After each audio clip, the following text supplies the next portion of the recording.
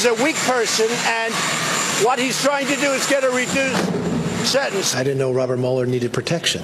Manafort is clearly putting all his eggs in the Trump pardon basket. I doubt he'll see the light of day until he's very, very old. Everybody who says, why don't you listen to the tape, unless you speak Arabic, what are you going to get from it? I'm pissed. I was asked to be here, and here I am. Yesterday, General Motors announced it was closing 5 factories and laying off 15,000 workers. The news is a gut punch, a gut punch. Brutal. Brutal. All the bells had rung, all the songs had been sung. And so now the vote just has to come in. No matter who you voted for today, I'm going to always represent every Mississippian. Just because people are quick to criticize you does not mean you're doing the wrong thing. Take it from me. We are in the majority. Majority, majority, majority. The Republicans are in control of the presidency, the House, and the Senate. A shutdown is on their back. The type of deterrent being used is OC pepper spray. It's natural. You could actually put it on your nachos and eat it. I know as well as anyone that reading the world news can often be a real downer. Touchdown confirmed. Fair, balanced, and unafraid. Here's Martha. Hey, Martha. Thank you very much, Brett.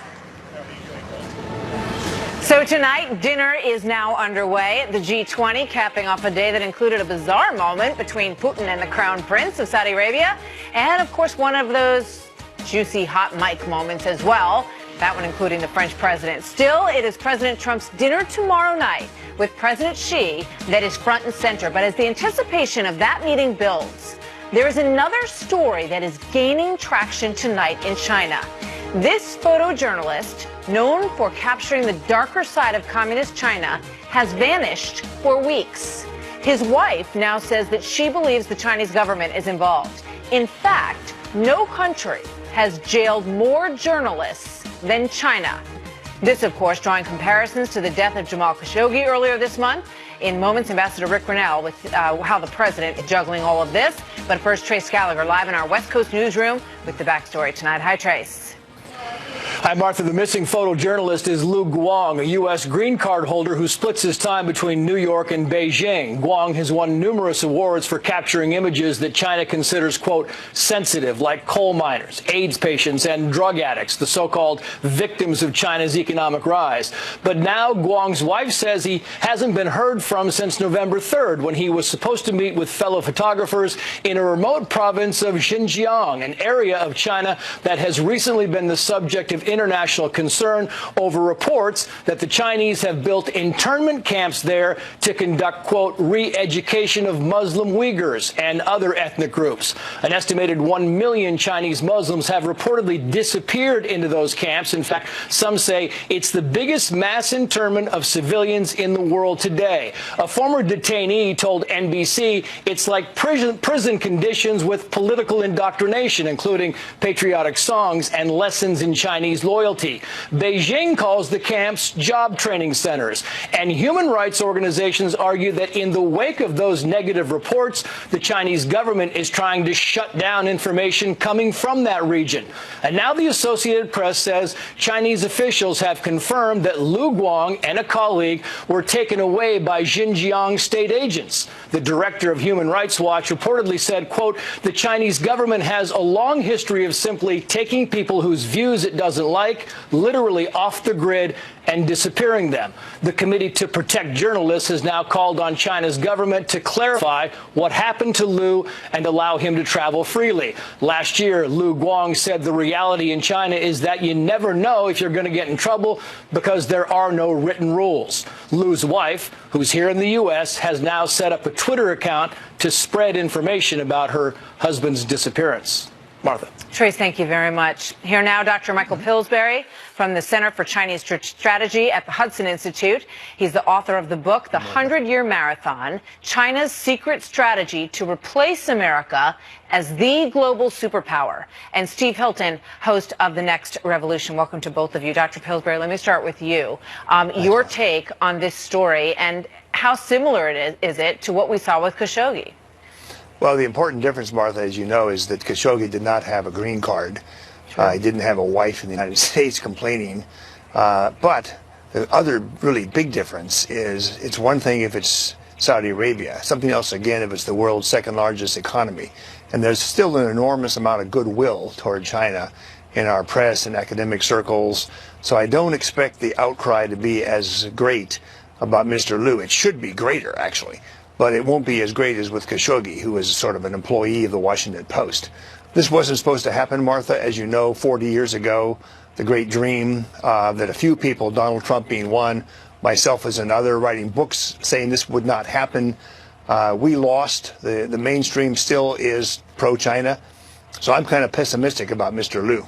Yeah. You know, you think about the fact that there is a lot of backlash, Steve Hilton, about meetings with Putin or not meeting with Putin, meeting with the Crown Prince, not meeting with the Crown Prince. And yet, as Dr. Pillsbury points out, you know, nobody is saying that about China. And yet they are a huge violator of human rights. And you look at the fact that there's 1 million Chinese Muslims estimated to be in essentially what's described as work camps. And you hear not all that much about it.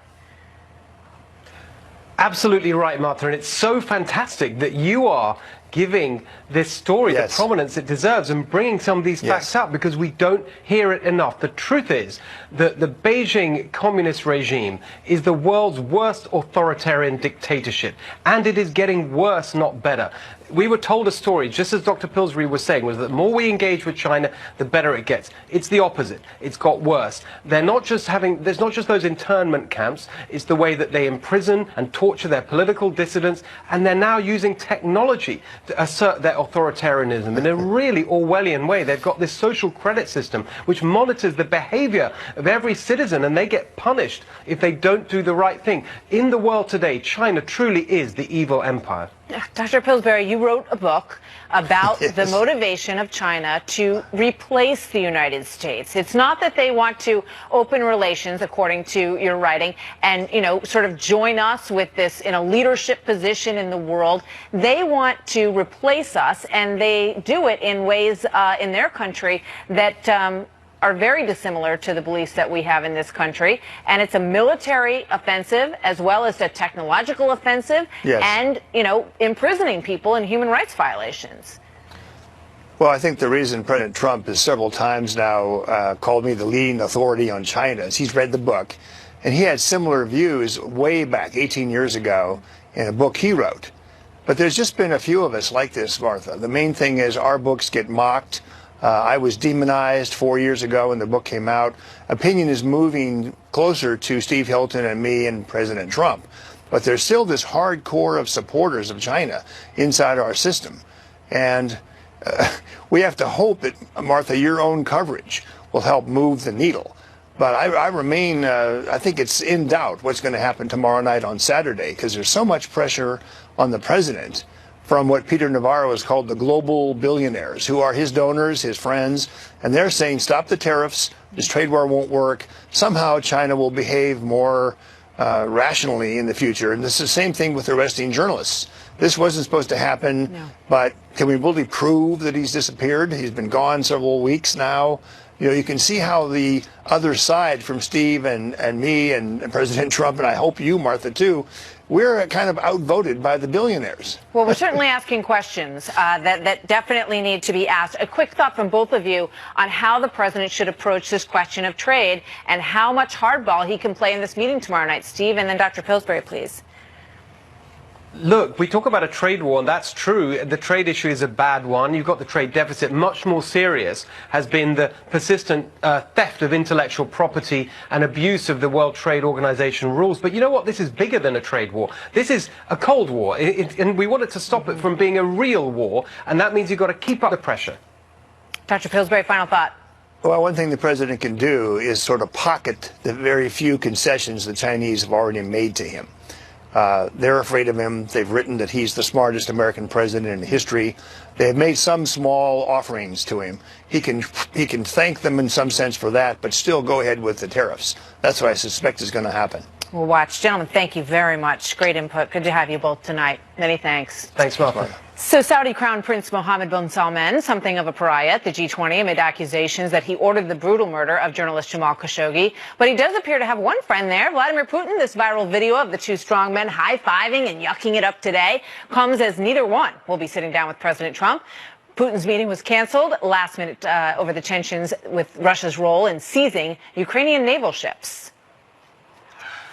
Here now, Rick Grinnell, U.S. Ambassador to Germany. Ambassador, good to see you tonight. Thank you very much for being with us. Thanks for having me. So let's dive right in here. What do you make of that exchange and that very sort of light, jovial moment between Putin and MBS? Look, I think it was deliberate and very disturbing. It was clearly inappropriate but intentional, and that's what makes me uncomfortable about it. Look, we just have seen the Khashoggi murder, and we've seen the Russian aggression in the Kerch Straits, and this is activities that the international community needs to call out. And so this jovial atmosphere I think makes everyone very uncomfortable, but it seems very intentional, which is the disturbing part. It's fascinating that you say that. You know, it looks somewhat spontaneous, but it's your feeling, having been through so many of these sorts of meetings and get-togethers, that there's no way something like that would be spontaneous? I think they clearly know that they both are under scrutiny of the international community. They're in a club, one of the best clubs of the world, the most elite clubs, and these are two that are under a lot of international scrutiny, and so they're sticking together. What about the fact that the president declined to meet with both? I was very proud to see the president do that. When the president decides to not take a meeting, I think that sends a very strong message. He was clear on why he wasn't taking a meeting, and it's appropriate for the U.S. to take this strong position. Look, here in Germany, let me make one point clear. The Russian aggression in the Kerch Strait is a really prominent moment, maybe perhaps the most prominent moment that we've seen in this buildup of Russian malign activity. It sends a very strong message to the Europeans that they should not be doing having a normalized relationship with Putin. We certainly do not need Germany or others to be buying gas from the Russians. The Nord Stream 2 pipeline should be shelved. This should not go forward. This is a clear indication that the Russian aggression is only going to get worse, and it can be sporadic, and it's uncontrolled. And so this is a lesson, I think, for the German chancellor and for her government to really look at this Nord Stream 2 pipeline and say, I don't think that we should give the Russians more influence over the energy in Germany or in Europe. I mean, that's very interesting. And, you know, these two individuals, MBS and Putin, are on opposite sides when you look at the situation in Yemen, for example. And yet, perhaps the shunning of both of them is driving them closer together. You know, that may be true in the G20 setting, but they're very different countries with very different relationships with not only the U.S., but really every European country. I think that when they come together at the G20 and there's this club, they both feel the pressure of the international community and the eyes are on them. And so there was this kind of camaraderie between them, as disturbing as it may be. All right, let's take a look at another moment. This is Emmanuel Macron of France and Mohammed bin Salman of Saudi Arabia. Let's watch. President of the Republic of South Africa.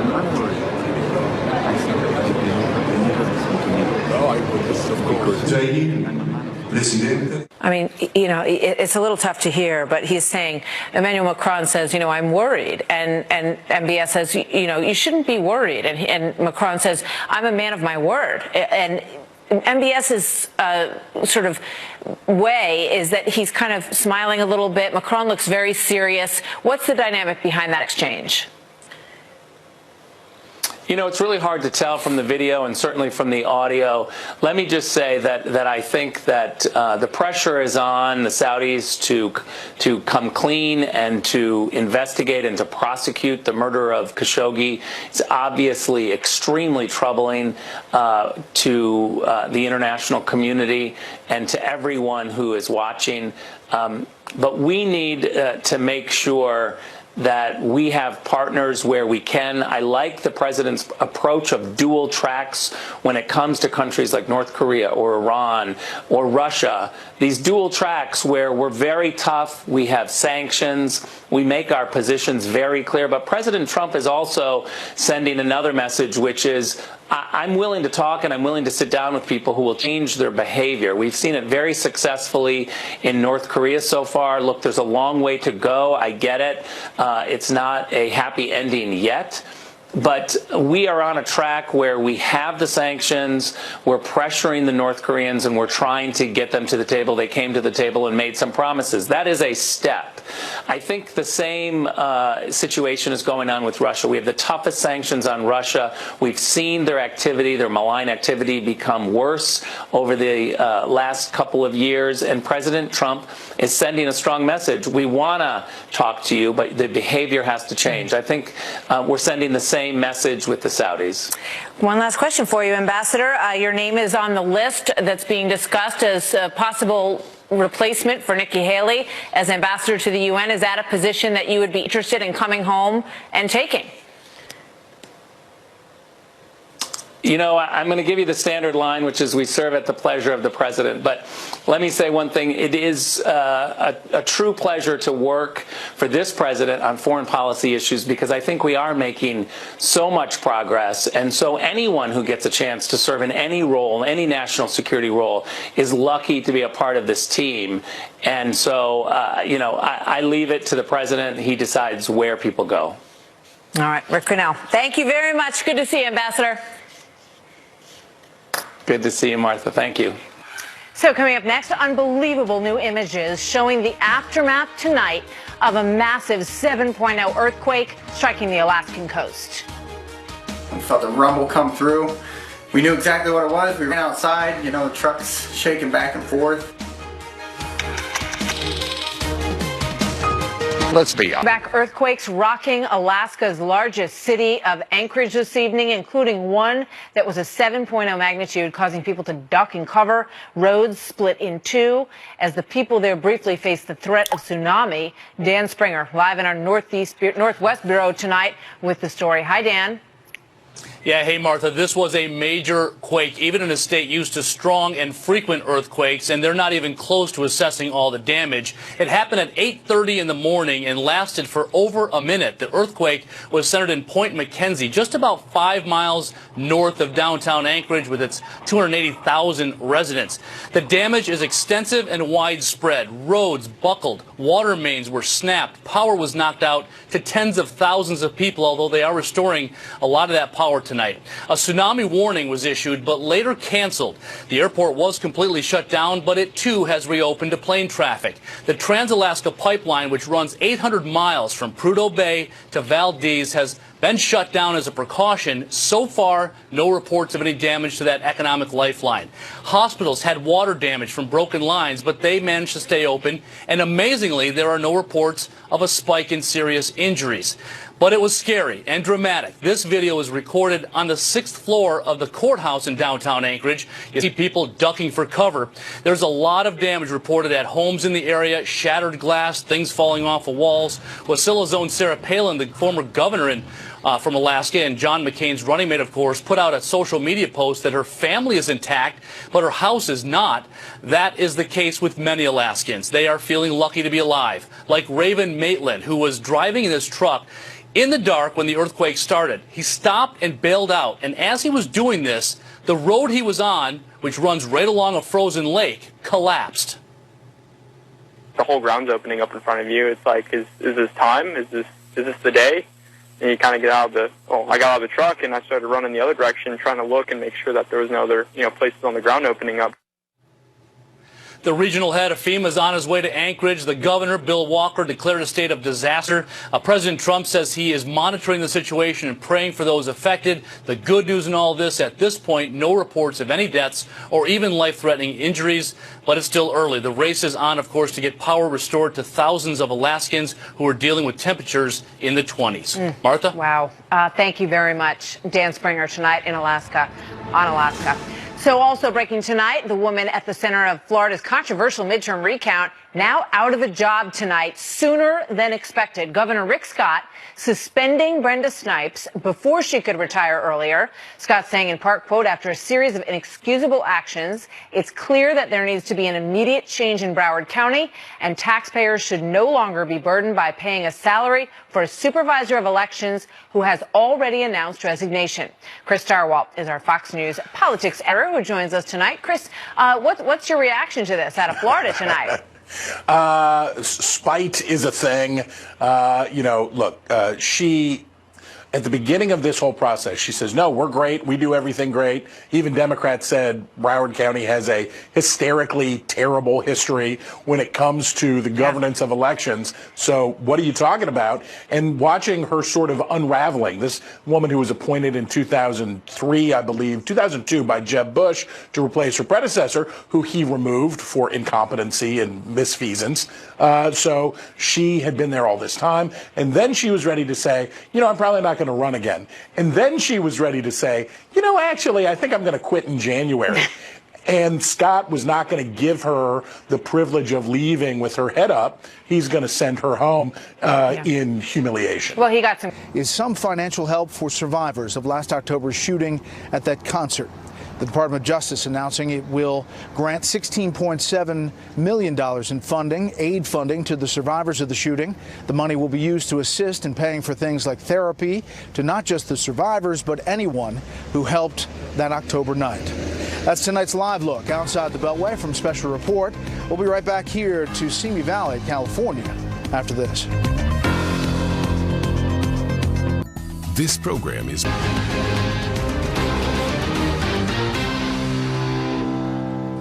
Welcome back to Simi Valley, California. If you're one of the nearly 500 million people who have stayed at a Marriott-owned hotel, your personal information could be at risk tonight. The company says its guest reservation system was breached in what is now the second largest private sector hack in the past decade. Correspondent Jillian Turner with what information could now be exposed. Marriott International, the world's largest hotel chain, confirmed today it's been hacked and that information on up to 500 million of its customers potentially compromised. That information includes customer names, birth dates, addresses, phone numbers, emails, passport numbers, and for some, even credit card info. This data breach is a really big deal because it essentially gives people the keys to the kingdom when it comes to your identity. This now ranks as the #2 largest data breach of the past 10 years, second only to the 2013 Yahoo hack that impacted 3 billion people. Marriott International was first alerted to a possible breach in September and launched an investigation that found unauthorized access had been ongoing since 2014, nearly 4 years. On November 19th, the company located the breach within its Starwood guest reservation database. But public confirmation came only this morning. Marriott telling Fox News, "We deeply regret this incident happened. We fell short of what our guests deserve and what we expect of ourselves. We're doing everything we can to support our guests and using lessons learned to be better moving forward." The company insists only customers registered on the Starwood Hotel Group database were impacted. New York's Attorney General has already opened an investigation to determine criminality, and Capitol Hill lawmakers are calling for new legislation to require stronger data protection. The Marriott International parent company includes dozens of globally recognized brands, W Hotels, the St. Regis, Sheraton, and Westin. They'll now face intense scrutiny from the SEC and EU regulators. Marriott says the company has begun emailing every individual impacted by this breach, and they've also set up a website and call hotlines for the victims. They're also offering 1 year of free identity theft monitoring through WebWatcher. Brett? Jillian, thank you.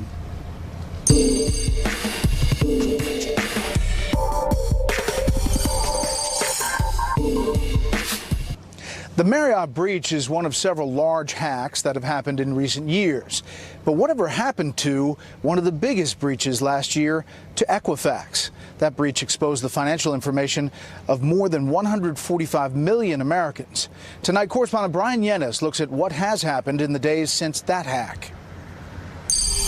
The Equifax data breach accessed Social Security numbers, birth dates, and in some cases, credit card numbers. The breach was not made public until more than a month after it was discovered. Cybersecurity experts say that prompted anger and calls for reform. This was exposing the most sensitive details, your personal information. You can't get this back once it's out there. So what's been done since? Congress held hearings and congressional investigators along with the Federal Trade Commission have been looking into it, but so far, no enforcement actions have been announced. Virginia Senator Mark Warner has proposed legislation he hopes to introduce during the next session that would better protect consumers' information in the modern world. Most of the crime going forward is not going to be somebody going in and robbing a bank. The smart criminals in 2019 are going to violate, kind of penetrate an Equifax or break into a company's computer and steal that data and then manipulate that data and use it for fake purchases or sell your personal information on the dark web. Equifax says since the breach, it has spent $275 million on data security, and in a statement to Fox says, quote,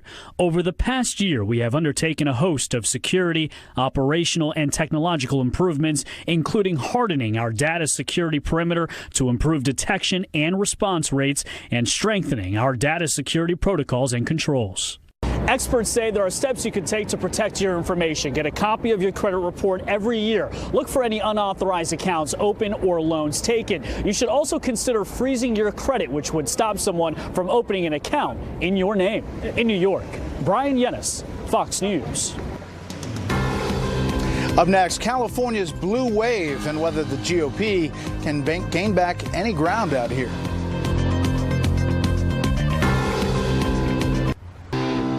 Welcome back to the Ronald Reagan Presidential Library. Microsoft today surpassed Apple as the world's most valuable publicly traded company.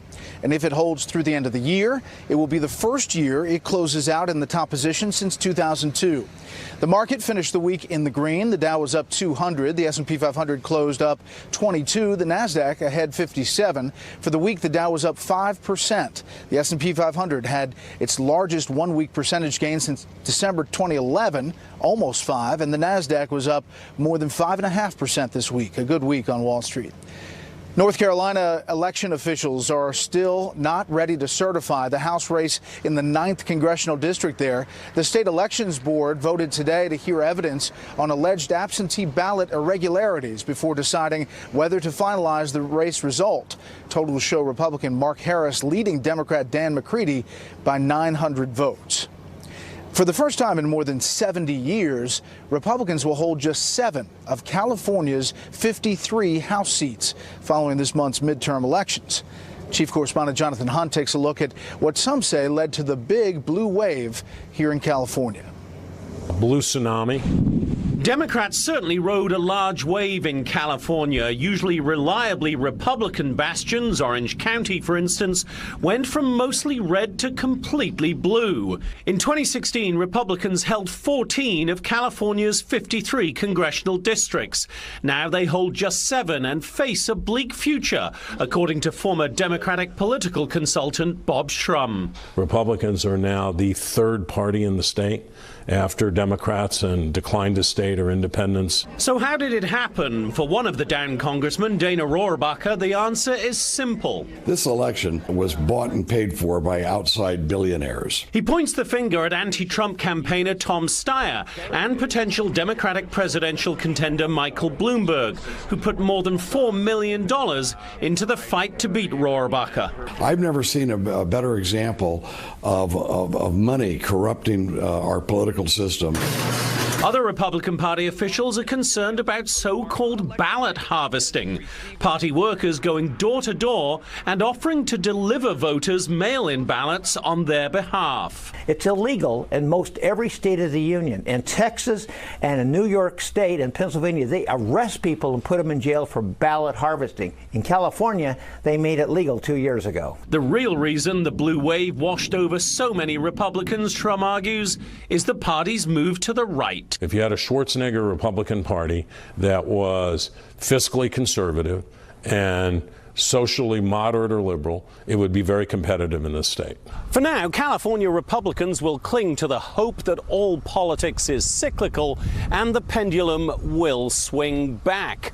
But already emboldened Democrats are looking ahead to 2020, eyeing the handful of still held Republican seats and dreaming of another blue wave. Brett. Jonathan, thank you. More trouble for the NFL as TMZ Sports reveals video of Kansas City Chiefs star running back Kareem Hunt shoving and kicking a 19-year-old woman in a Cleveland hotel back in February. No arrests were made, and Kareem has not missed a single game this season, despite the incident happening months before the season kicked off. Next up, our panel weighs in on the president's whirlwind 48-hour trip to the G20 so far. Keep it here. We'll be back at the Reagan Library. Let's finish your Christmas shopping. Mother, father, Alex Cross and Bill Clinton. Sister, brother, Alex and Bill. Friends, Alex and Bill. With our signatures today, we will formally declare the intention of our three countries to replace NAFTA with the USMCA, a truly groundbreaking achievement, modern-day agreement. The new agreement lifts the risk of serious economic uncertainty that lingers throughout a trade renegotiation process, uncertainty that would have only gotten worse and more damaging had we not reached a new NAFTA. This day is the culmination of a long process based on dialogue and negotiations that allow us to overcome differences and to conciliate our visions. Mexican President Trump, and the Prime Minister of Canada there signing this trade agreement, the president calling it the biggest, most important, largest trade deal in U.S. and world history. We're here at the Reagan Library. When Reagan traveled around the world, it was the G8. Now it's the G20, and the president there. Not everyone back in Washington, though, is fully behind this new trade deal. What isn't in it yet is enough enforcement reassurances regarding workers, provisions that relate to workers and to the environment. There also has not been a law passed in Mexico in terms of wages and working conditions in Mexico. So when all of that happens, people will make a judgment about whether they will be supporting it. We'll start there about the president's trip to the G20. Let's bring in our panel from Washington, national security analyst Morgan Ortagus, Leslie Marshall, Democratic strategist, and David Brody, chief political analyst for the Christian Broadcasting Network. Morgan, your thoughts on this trade deal and the G20 overall? Well, I think the president is right that it is very a historic trade agreement.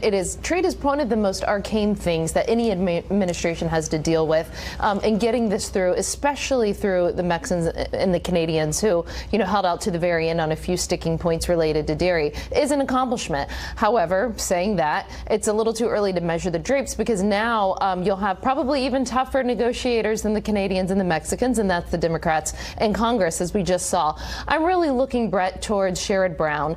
He's a Democrat who may very well likely run for president. He has the most integrity and reputation as it relates to workers' rights and to trade. And I think he's sort of my bellwether on whether we're going to get true Democrat support to pass this in the House and the Senate. Yeah, it's not just Democrats. A few Republicans have piped up already. Marco Rubio, senator from Florida, tweeted, as currently drafted, this deal will put Florida's seasonal vegetable growers out of business. It allows Mexico to dump government-subsidized produce on the U.S. market. Going forward, America will depend on Mexico for our winter vegetables. Unacceptable. There are a few others who have weighed in as well, Leslie. Yeah, Senator Toomey is another. Everybody wants protections. I mean, the unions want protections for workers, specifically if more jobs go to Mexico, which is a big concern, not just by Democrats and the unions, but over on the right as well. Will there be more outsourcing? Will there be protection for investors? Will there be protection if jobs go to Mexico or other places overseas, to Nancy Pelosi's point regarding the environment and protection for workers? The president has a political win here, Brett, but are we going to see a win in Congress? I'm really not sure, because there is a lot of pushback on both sides. To Marco Rubio's point, agriculture is being affected by this. So a political win for the president, but I'm not sure what's going to happen, especially when you have Democrats taking over the House coming up in January. Yeah, a different environment come January. Meantime, David, big issues, obviously, at the G20. The president canceling the meeting with Vladimir Putin, but the biggest meeting yet to come tomorrow night with the Chinese President Xi. Well, that's right. And of course, all eyes will be on that meeting for sure. Brett, I got to tell you, there's a lot, obviously, not just at stake, but here's what's going on. President Trump is not at a point now where he can bluff. I mean, in other words, it's time to pony up. And what I mean by that is he can't back away at this point. There's just no way. And so what does that mean? Well, economically, America, we know, is doing pretty well. That's a good, strong hand to go into all of this with. Bottom line is, if he can come away with obviously something on intellectual property theft and also all of this forced technology transfer in terms of what the Chinese are doing, I think that's obviously going to be a big victory for this administration. Having said that, I think we've got a long road ahead of us. The one I will point out is that over 250 billion more in tariffs come January, and that's another issue that Donald Trump can raise. I plan to ask Defense Secretary Mattis about a number of hotspots around the world, including China. Morgan, here is the president talking about this meeting yet to come with President Xi. If we could make a deal, that'd be good. I think they want to, and I think we'd like to, and we'll see. But we'll be meeting with President Xi in a little while. But for the most part, tomorrow, I would say, would be our big meeting. But in the meantime, people are working. Our staff is working, and we have a lot of very talented people working. Larry Kudlow's representatives are dealing with them on a constant basis. Yeah. Kind of laying the groundwork, the art of the deal here. That's true. I don't expect a full-fledged deal tomorrow. I think that the problem and the challenge here, which is different for the president than, say, what he faced in North Korea, is we really have two competing factions here. Clearly, the economic and business interests, that side of his administration, would like to get to a deal sooner rather than later because they're worried about the effects of the tariffs on the economy. But if you look at it from a national security perspective, Brett, the Chinese are not going to come out and admit tomorrow what they've done on IP, the theft. They're not going to reverse, 3 decades of how they've operated in society, nor Xi's plan for the future, his vision for how China is going to lead the world. So I really think, and I can't wait to hear your interview with Mattis, I think we're, not to be hyperbolic, but we're at a moment when we really are in a generational struggle with China. And I think that the president, one of the most brilliant things that he's done in this administration is for he and his team to keep the heat on the Chinese. And I hope that they continue to do it. Work towards a deal, but there's no need to come out of this weekend with some sort of magic deal and summing it all up. Yeah. Leslie, quickly, a lot of these world leaders know now how President Trump operates. The Japanese Prime Minister came with news of potentially 2 new factories, Japanese automakers, to the U.S. It seems perhaps that the Chinese president will come with some deliverables if it's not even a big deal. Well, Brett, one of the things that I think both China and the United States are seeing are that these tariffs haven't had the impact that they want. From our perspective, and I agree, and many Democrats agree with the president on unfair trade practices by China, but our trade deficit continues to grow. And in addition, we're not seeing factories pick up and move out of China to Vietnam and to other locations in Asia. And in addition to that, what do we want long term? One of the things the president said in the 2016 campaign, a promise that he hasn't kept, was that he was going to come after China for their currency manipulation. And I don't think that's going to come up tomorrow. I think what's going to happen is both parties are going to agree, hey, this tariff on both sides isn't working out the way we wanted. We can come to some type of a deal, but I think they're going to stop going forward with more tariffs because it's not working out for either side the way they thought it would. All right, panel, stand by. Next up, a true Friday lightning round.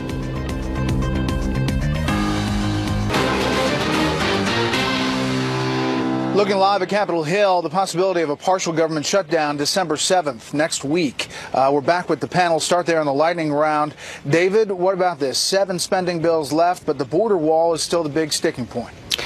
Brett, I really think it could happen. If it's going to happen, this would be the time. It's not a presidential election year. And look, Democrats are coming in January. So if you're going to do it now, you might as well do it. If you're Trump, I think there's a real possibility. All right, Leslie?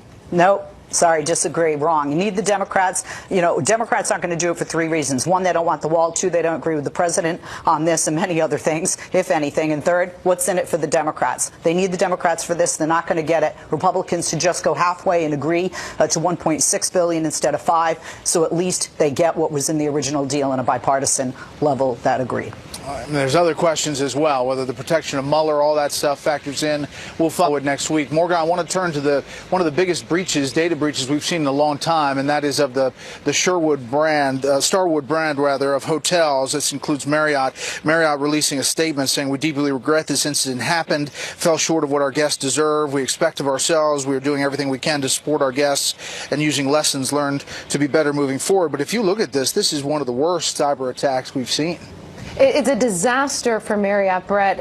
You're looking at 500 million customers whose information and privacy has been put at risk here. You're also looking at what was astounding to me is that these illicit actors had been inside Marriott for 4 years before Marriott discovered it. So what you're saying is if you're a corporation in America today, you have about a 30% chance of getting hacked, and 90% of the time that's due to human error. So clearly there's a lot of education that corporations need to do with their workers. We also need to know where they're Russian or Chinese or North Korean sponsors behind this. That's what I want to know.